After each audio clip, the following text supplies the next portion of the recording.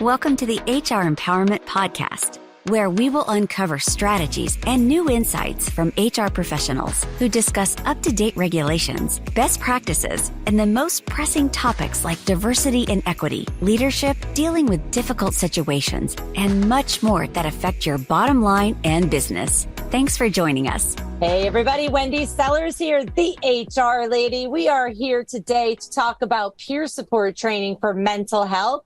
We have our guest expert on mental health, Juliet Meskers. Hey, Juliet. Hi, thank you so much for having me here today. It's an honor. Absolutely. Coming to us from New York City, correct? Yes. Awesome.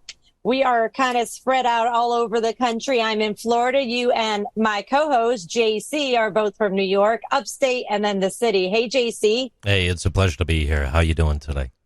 Fantastic.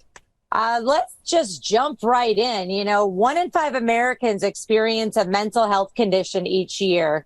And I'm sure this is no surprise to you, Juliet. What brought you into this field, and how can you help our listeners who are mainly HR people, or they are wearing many hats? One of them happens to be HR as well. Yeah, so I grew up struggling with depression and anxiety, OCD, a whole cocktail of mental health issues. And it was something I always struggled with, but was very silent about.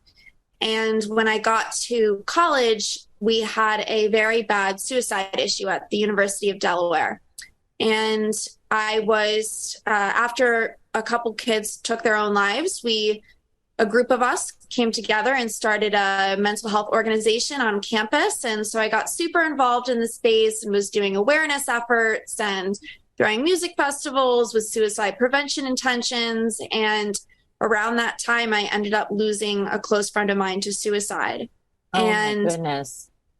I took a lot of time to reflect and felt really guilty and spent a lot of time ruminating and really asked myself, how can I consider myself to be such a mental health advocate, and yet I totally missed the warning signs in my own friend?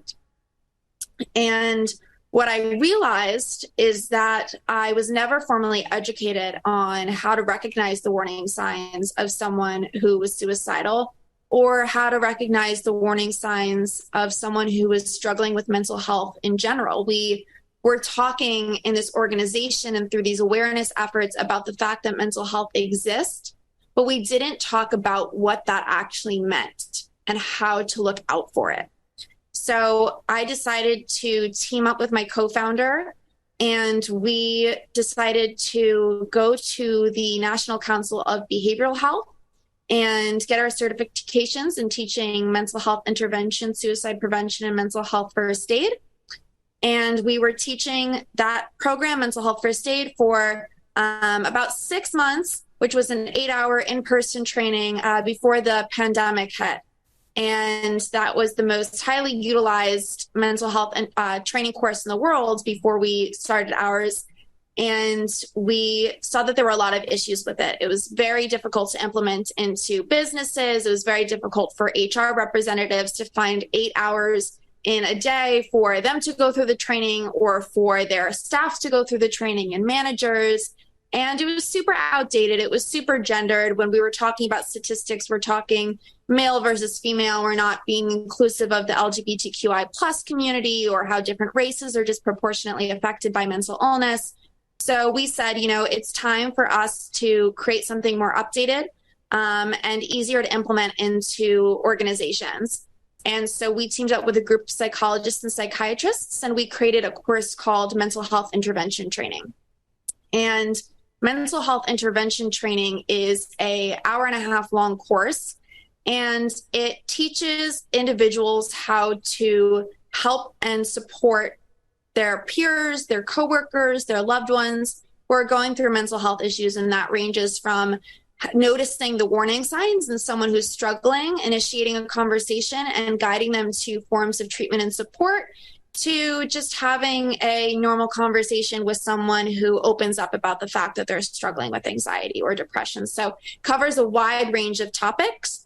And it can be really helpful for HR representatives, especially to get this type of training and to help, utilize and implement it into their staff for programming and compliance training, because a lot of HR representatives that we talk to give us the feedback that they feel like they're becoming the office therapist. Everybody's coming to them and talking to them about their mental health issues, and they're not formally trained on how to provide support. And they're also kind of carrying the burden of their whole office. So when they can get trained, they're better suited to support those who come to them. But also when managers and staff members and coworkers are trained as well, they can help take the burden off of those HR representatives, and communities can come together as a team to help support one another in the workplace and outside of the workplace.